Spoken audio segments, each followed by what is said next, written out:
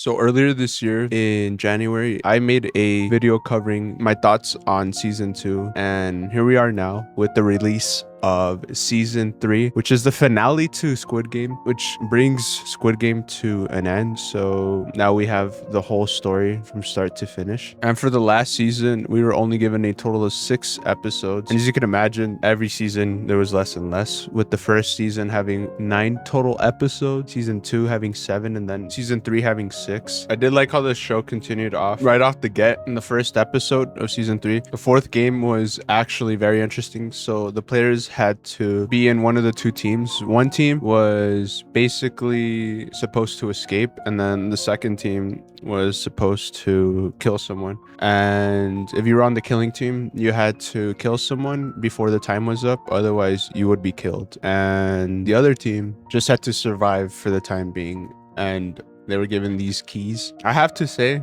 this was probably the most interesting game that was shown, in my opinion. The 4th game did have a lot of depth, as it did take 2 episodes to finish. And the one scene where the grandma killed her own son was pretty fucking devastating. And honestly, I was brought to tears there, because it's like, how could she kill her own son? I feel like she failed as a mother, as that's your primary imperative as a mother, is to protect your child. And I understand it's just a show, so like, this was written for the story, but it just doesn't make sense, because I mean, in the end, she ended up taking her own life because she took her own son's life, so it didn't even fucking matter at the end. I did find it funny that the lady that proclaimed she was speaking to the dead ended up navigating a group of people to their death. So honestly, it shouldn't be surprising that some Chinese lady was full of shit. And it turns out Ji-hun ended up killing some other person, which is kind of contradictory to the whole point why he re-entered the Squid Games, because he was there to put an end to it. And even he himself kind of ended up going against himself and his values. In the following game, it was kind of sad because the mom ended up dying, and honestly, her odds were just stacked against her. The game was basically impossible for her to actually pass it, given that she had a sprained knee. On the bright side, the child ended up living, just now an orphan, which I'm not sure is much better.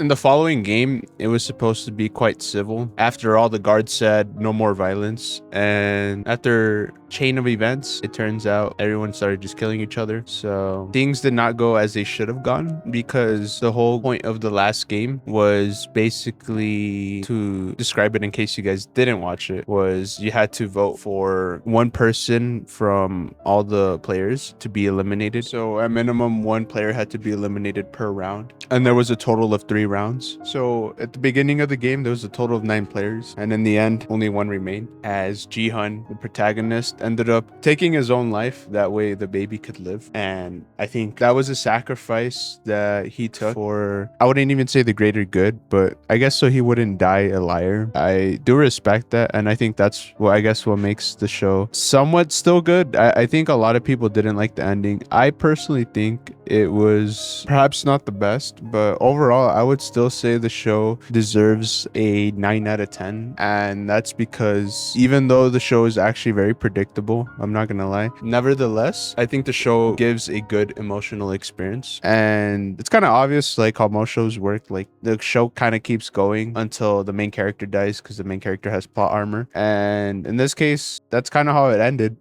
Ji-hun died, and the game master, the guy that looks like Elon Musk, ended up giving his daughter a shit ton of money. And in the final scene, it kind of leaves an ambiguous ending where the camera pans to a alleyway where they're playing that game where you flip it, that one guy played. I don't know how to pronounce that word, and I'm not even gonna try. But it kind of ends the show with the possible ending that Squid Game is played in other countries. Thank you for watching, and don't forget to subscribe. It's always free, and you can unsubscribe later if you later decide that my videos are not for you.